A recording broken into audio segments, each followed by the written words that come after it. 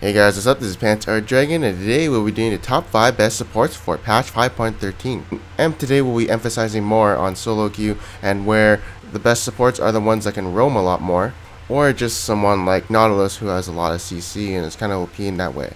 There's also going to be a shit ton of honorable mentions because, well, I think they're all pretty viable and unique. And then there's just going to be like 2 sleeper OPs that I think might happen in the future. So I just want to do a little theory crafting for you guys, and with all that being said, let's get started. Disco Desert.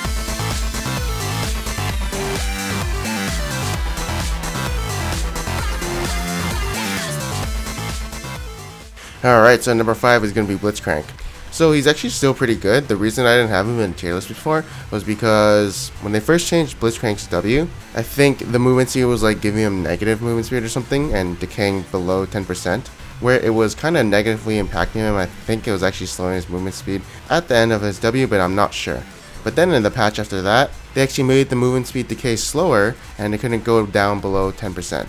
And it did significantly improve him. And you know, the old Blitzcrank has always been in my tier list just because he's like a solo queue god. You land that one hook, it can change the game, or you land that one hook, it can get you a tower. And he's also really good at roaming mid when he wants to come from the bot lane, so roaming is a good thing for him. And yeah, the burst of movement speed actually helps him initiate and catch people better with his rocket grab. And honestly, I should probably start playing him more. Next up, we're going to be talking about Alistar. So Alistar is really good. I swear to God, people aren't missing their WQ combos anymore. And maybe they fixed something, I'm not sure, but this means he's more consistent. But yeah, everyone hates an Alistar who gets really far ahead because he just starts roaming to other lanes. And if you guys ever remember Season 2 Jungle Alistar, that shit was really annoying. And so his roaming ganks can be really devastating, and he can tower dive also if he has level 6. He's also really good in the mid game and late game because of his ultimate reducing damage taken by 70%. And so the enemy has to deal with this Alistar who might have his pulverize up. And he doesn't really need items to benefit from this ultimate, does he? Some cons though is that in lane he doesn't really have a lot of damage, so his trading ability is pretty bad, and yeah, that's about it. Just kind of weak in laning phase unless his jungler comes. Next up is going to be Thresh. So Thresh is being played a lot in the support role in solo queue. Maybe because support mains do feel like they can carry hard with him, and I can see why, because he's one of the supports who have a lot of damage in his kit, and also relies on hitting his skill shots, so it should be easy for those Thresh mains. Also, his kit is very unique where all of his abilities can be used offensively or defensively. Like his Q, you can hook them and then gap close into them, or just use it for the stun. Or his W, bringing in friends for the gank or something like that, or just trying to lantern someone out and get them into a better position. For your E, flay someone into you or flay them away from you. And then for your R, trap enemies in the box or use it to zone enemies away from your team. And yeah, he's just got everything, but one of the cons of him is that, well, I feel like there's supports who scale better into the late game and mid game. For instance, Nautilus. So we got a nerf in this patch where they reduced the damage of his E from 220 to 200. I don't think it hurts him in the support lane as much because he's more utility, but maybe in the top lane it does. And I mean, he just has all of his CC, he scales really well into the late game. For instance, his W scales better with maximum % health when you put more points into it, his R gets more stun duration when you have more ranks into it, and his passive has more root when you get levels. And yeah, just super strong right now. And at number 1 is still going to be Janna. Why do I think she's here? Well, she has an insane late game with that ultimate peeling and healing her whole team. Oh, and also it's actually pretty good early and mid game, but it's just super hard to deal with in that late game too. Especially for her AD carry super fed and you're trying to get to her, but it's like impossible when they have a Janna. And her roam ganks aren't too bad either because her W, has that slow and she has a tornado. And if things go wrong, she can always knock back the enemies away and disengage from there. She also has great mobility coming from her W, so warding and roaming isn't a problem. And yeah, her kit is just really forgiving, so she can make mistakes and get out of them easily. Also, with the coin beam buff like a while ago, this means she gets more mobility and a bit of initiation power. But yeah, if I were a support main and I want to get free low, I'd probably play Janna. Next up, we're going to be doing honorable mentions, and first up is going to be Leona. Alright, so Leona used to be my main in Season 4, and I played her every time I was stuck with the support role, but I'm a bit rusty, and my boy Gaming Curiosity can help refresh my memory on why she's pretty decent since he does main Leona. What's up guys, it's me Jeremy, aka Gaming Curios, and my good man Pants is letting me go over why Leona, my favorite champion, is good right now. So So Leona right now in this meta isn't played as much, but the main reason she isn't as popular as she was before is because of the nerf to the hitbox width on her E, which makes her less consistent than before, as she was hitting her initiations in the bot lane pretty much every time. And well, honestly, the hitbox was really wide and wasn't with the animation, so the nerf was definitely needed since the skill was super unfair to dodge. Even then, it's still a pretty small nerf, as there's loads of other ways to find initiations on her, mainly through her ultimate or by finding a way to walk up or flash in and land a Q. The main thing Leona has over other supports is that she has very high ranges in her kit, which makes her a fantastic initiator and great at starting fights or snowballing a lead, since she has quite a lot of pick potential. And her damage early on and in the mid game is quite strong, as she has a lot of burst damage with her allies and her abilities, as they all do some nice magic damage, and her W is one of the only skills right now to scale up with 50 damage per level. So her all-in potential with someone bursty is very great, especially if you can explode a squishy, and she's really good for following up for ganks if your jungler happens to stop by. This makes her a great choice to play with a lane dominant AD carry, and she's fantastic at getting ahead and snowballing.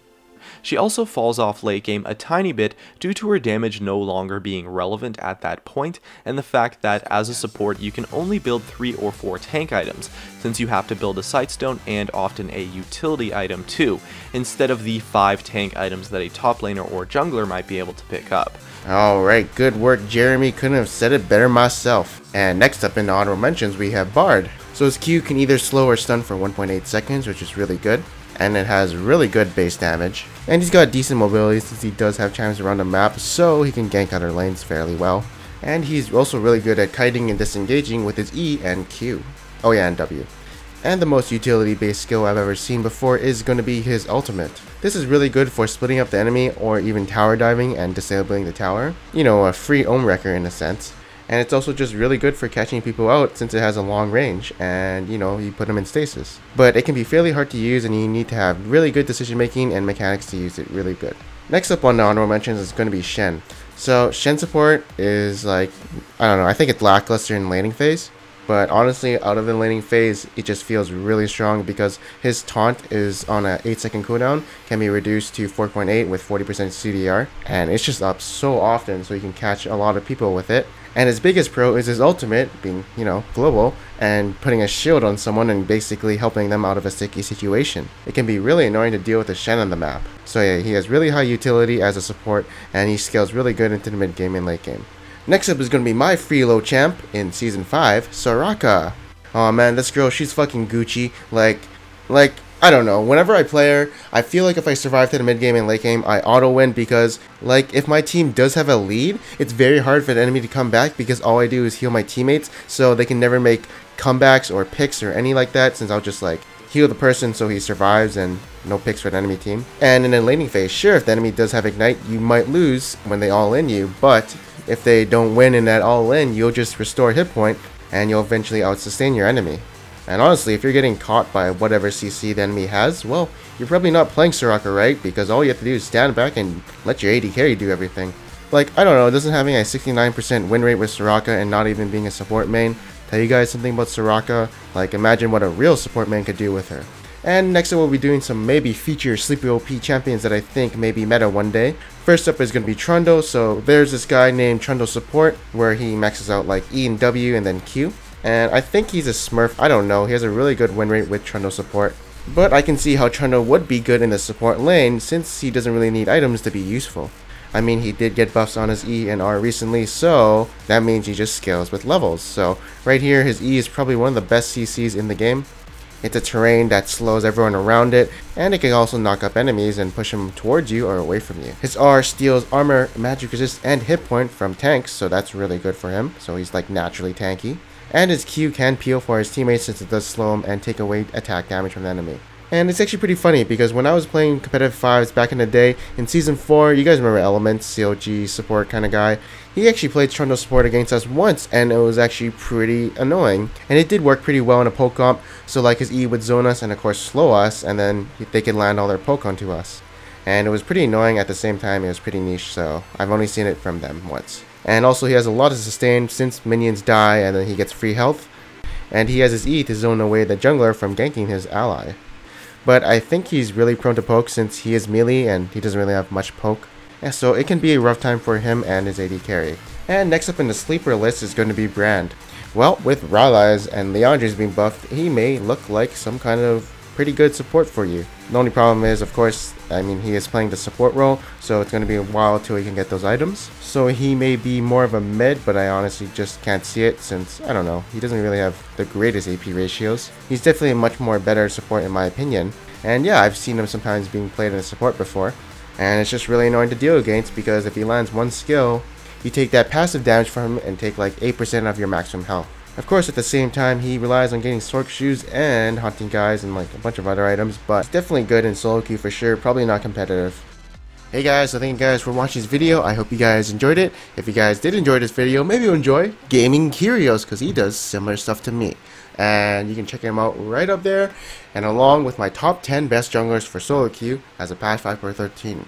Anyways, thanks guys, and I'll see you guys next time. You gotta stay fresh to death. It's time to